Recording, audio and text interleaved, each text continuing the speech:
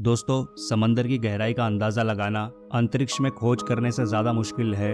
आज तक 12 एस्ट्रोनॉट्स लगभग 300 घंटे बिता चुके हैं चांद पर, जो कि धरती की सतह से लगभग 4 लाख किलोमीटर दूर है। लेकिन क्या आप जानते हैं, समुद्र की गहराई, जिसे हम असली गहराई भी नहीं कह सकते, दरअसल ऐसा हो सकता है कि असल गहराई तक हम अब तक पहुंच ही नहीं पाए हैं। समुद्र की जो सबसे ज्यादा नोन, मतलब जिसकी जानकारी है हमें, जो सबसे गहरा पॉइंट हम लोगों को पता है, उस गहराई तक सिर्फ 3 लोग 3 घंटे तक ही रह सके हैं। यानी कि समुद्र में ज्यादा वक्त तक हम नहीं रह पाए हैं, समुद्र को हम खोज नहीं पाए हैं। और अंतरिक्ष में 4 लाख किलोमीटर दूर हम चांद तक कदम रख चुके हैं और मंगल तक हम अपने यान भेज चुके हैं। तो दोस्तों, इतना खतरनाक है समंदर, इतना मुश्किल है समुद्र में रहना, वहां अंदर घुसना और एक्सप्लोरेशन करना और खोज करना। इसलिए ऐसे कई रहस्य दबे हुए हैं, क्योंकि इतिहास है जहाँ भी इंसान के कदम पड़े हैं वहाँ हर चीज मैन मेड सी हो गई है और वहाँ का जो भी प्राकृतिक रहा है एकदम बदल सा गया है।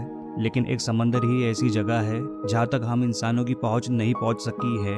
जी हाँ दोस्तों, तो इसलिए समुद्र में वो गहरे रहस्य आज भी दबे हुए हैं जिस पर आज तक किसी की नजर नहीं पड़ी है। वो 5 मिलियनेयर्स टाइटन नाम की सबमर्सिबल में टाइटैनिक का डूबा हुआ मलबा देखने गए थे। इन लोगों की जो क्यूरियोसिटी थी, जो जिज्ञासा थी, इसी बात की वजह से उनके अंदर ये उत्तेजना जो जागी थी, क्योंकि समुद्र का बहुत सारा इलाका अनछुआ है, अनटच्ड है, किसी ने उसे नहीं देखा है। तो लोगों के अंदर, मतलब हम इंसानों के अंदर एक इनबिल्ट क्यूरियोसिटी होती है जो कभी ना देखा गया हो, जहाँ कभी किसी ने एक्सप्लोर ना किया हो आज तक के, वो जगह पर पहुँचने की, वो जगह पर कदम रखने की, वहाँ अपनी छाप छोड़ने की। आखिर उस जगह पर क्या है ये देखने की लालच में वो 5 लोग वहाँ गए थे और इसी लालच ने उन्हें डुबो दिया। तो सवाल ये है कि इतनी गहराई में अगर कोई मर जाए, जैसे ये 5 की मौत हुई थी, तो क्या इनकी डेड बॉडी मिल सकेगी? तो दोस्तों, इसकी गुंजाइश तो ना के बराबर है। पहला तो वो गहराई, बेहद ही गहरा समंदर, यहाँ खोजना बेहद मुश्किल है।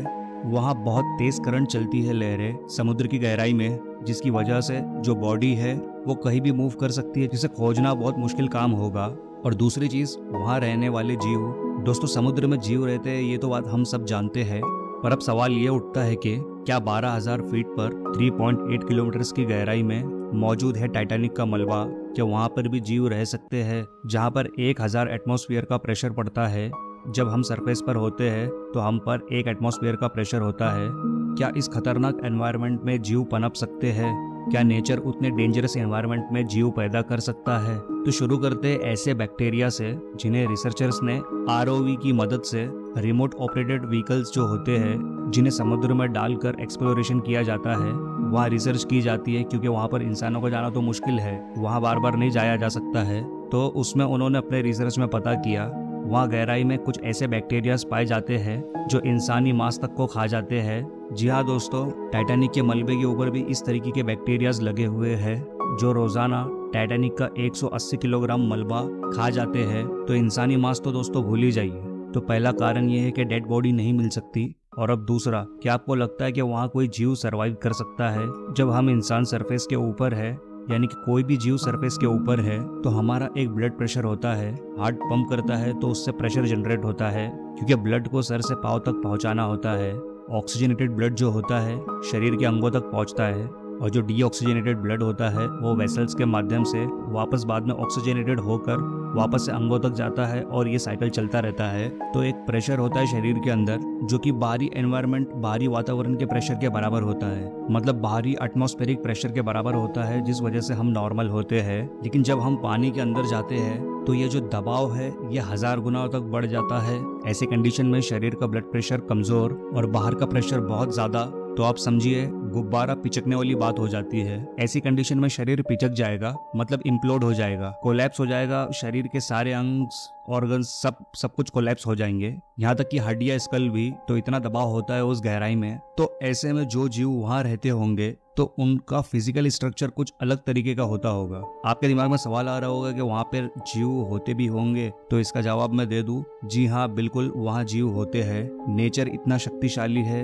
कि नेचर ने हर स्थिति के हिसाब से लाइफ का क्रिएशन हर जगह कर रखा है, और ऐसे जीव वहाँ मौजूद है जो उस एनवायरनमेंट में भी रह लेते हैं जहाँ ना ही कोई रोशनी है, जहाँ टेम्परेचर 1 डिग्री सेंटीग्रेड तक गिर जाता है, जहाँ पर दबाव इतना जबरदस्त होता है, वहाँ पे भी ये जीव तैर सकते हैं। कई ऐसी मछलियां और जीव है जो वहां रह सकते हैं, तो अब जरा सोच के देखिए उनके अंदर का प्रेशर कितना तेज होता होगा, उनके बॉडी के अंदर का प्रेशर कितना तेज होता होगा। जो हम सरफेस में रहते हैं तो हमारा कितना होता है ब्लड प्रेशर, तो सोचिए उनका प्रेशर कितना होता होगा उस गहराई के अंदर। तो तब जाकर वो काउंटर कर पाते होंगे उन पर जो दबाव बन रहा है 1000 एटमॉस्फेरिक प्रेशर का इस पर्टिकुलर डेप्थ में। लेकिन एक बात आपको बता दे, मान लीजिए कि हम धरती के सरफेस पर रहते हैं, हम उतनी गहराई में चले जाए तो हमारा जीना मुश्किल हो जाएगा। मुश्किल क्या हो जाएगा, हम कोलैप्स हो जाएंगे वहीं। और वहीं अगर इन गहराइयों में रहने वाले जीवों को अगर आप ऊपर ले आएंगे, समुद्र में ऊपर लाते लाते, तो इनके अंदर का प्रेशर तो बहुत ज्यादा है, तो बाहर का प्रेशर धीरे धीरे जब कम होने लगेगा तो ये अंदर से बाहर की तरफ फट जाएंगे, यानी कि एक्सप्लोड हो जाएंगे। जिस तरीके से हम इम्प्लोड हो जाएंगे उसी तरीके से ये एक्सप्लोड हो जाएंगे। दोस्तों, नेचर ने सबको अपने अपने हिसाब से बनाया है। जैसे जानवर जंगल में रहते हैं, हम शहरों में रहते हैं, पानी वाले जीव पानी में रहते हैं, हवा में उड़ने वाले हवा में उड़ते हैं, ठीक उसी तरीके से जो सतह में रहते हैं वो सतह में रहते हैं, और जो गहरे पानी में रहते हैं उनकी एक अलग क्वालिटी होती है। जी हाँ, तो ये जो जीव पाए जाते हैं वो ऊपरी समुद्र में आते ही नहीं है कभी, उनके शरीर के प्रेशर के चलते या एटमॉस्फेरिक प्रेशर के चलते, इसलिए इंसानी आंखें उन्हें देख ही नहीं पाती। इन्हीं में से कुछ जीव ऐसे हैं जो बेहद खतरनाक है, बायोल्यूमिनेसेंट जेलीफिशेस। ये अंदर गहराई में पाई जाती है जहाँ बिल्कुल रोशनी नहीं होती है। तो अगर कोई जीव वहाँ सरवाइव करेगा तो कैसे करेगा? अगर उसे शिकार करना, अपना खाना खाना है तो उसे कैसे दिखेगा? इसके लिए नेचर ने एक जुगाड़ किया है, इसका नाम है बायोल्यूमिनेसेंस। इन जीवों के अंदर कुछ ऐसा केमिकल कंपोजिशन होता है, कुछ ऐसे माइक्रो ऑर्गेनिजम्स होते हैं जो अपने आप को इल्यूमिनेट करते हैं, रोशनी फैलाने वाले होते हैं, और इनके शरीरों से रोशनी निकलती है। और ये जेलीफिश भी ऐसी ही होती है, इनके शरीर से रोशनी निकलती है। वहाँ जो छोटे छोटे ऑर्गेनिजम्स जो होते हैं वो इस रोशनी से अट्रैक्ट होते हैं और फिर उन्हें ये खा लेती है।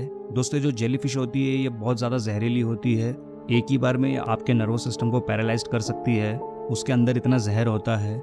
अगला जीव जो यहाँ रहता है उसकी बात अगर करें तो वो है एंगलर फिश। देखिए स्क्रीन पर दोस्तों इसे, जो बहुत ही खूबसूरत भी और डरावना भी है। इसके सर से एक एंटीना निकला होता है और उसमें एक बल्ब जैसी आकृति होती है जिसमें से रोशनी निकलती है। ये भी एक बायोल्यूमिनेसेंट क्रीचर है जो खुद की ही रोशनी बनाता है, और इसका शरीर ही इस लाइट का जनरेटर है। ये अपने शरीर की मदद से ही लाइट एमिट करता है, और इस लाइट को देखकर दूसरे छोटे छोटे जीव इस लाइट की तरफ अट्रैक्ट होते हैं और फिर ये उन्हें खा जाता है।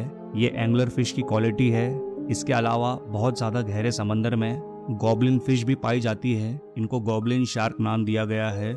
इनके जबड़े अलग हो जाते हैं, इनकी नाक एकदम तेज होती है, और ये सिर्फ बेहद ही ज्यादा गहराई में पाई जाती है। हम जिस गहराई की बात कर रहे हैं वो ना कि सिर्फ टाइटैनिक के लेवल की गहराई की बात हो रही है, हम समुद्र के सबसे गहरे पॉइंट जो अब तक नोन है उसकी बात कर रहे हैं। उस गहराई का नाम है चैलेंजर डीप। जी हाँ दोस्तों, ये वो पॉइंट है जहाँ सिर्फ और सिर्फ कुछ ही लोग पहुंच चुके हैं, जिसमें से एक है टाइटैनिक फिल्म बनाने वाले जेम्स कैमेरॉन। उन्होंने चैलेंजर नाम की अपनी एक कस्टमाइज पनडुब्बी बनाई थी और उससे वो वहां तक पहुंचे थे, चैलेंजर डीप, सबसे गहरी जगह में। और दोस्तों आपको बताए इसके ऊपर जो आता है वो है मरियाना ट्रेंच। चैलेंजर डीप जो है वो 36,000 फीट नीचे है, ये मान के चलिए करीबन 11 किलोमीटर पानी के नीचे, और वहाँ भी जीव पाए जाते हैं। तो दोस्तों प्रकृति अजीब है, हर जगह जीव पाए जाते हैं। और फिर मरियाना ट्रेंच जो कि थोड़ा ऊपर आता है, तो यहाँ पर भी जीव पाए जाते हैं मरियाना ट्रेंच में। अब बात करें अजीबोगरीब जीवों की, तो समुंदर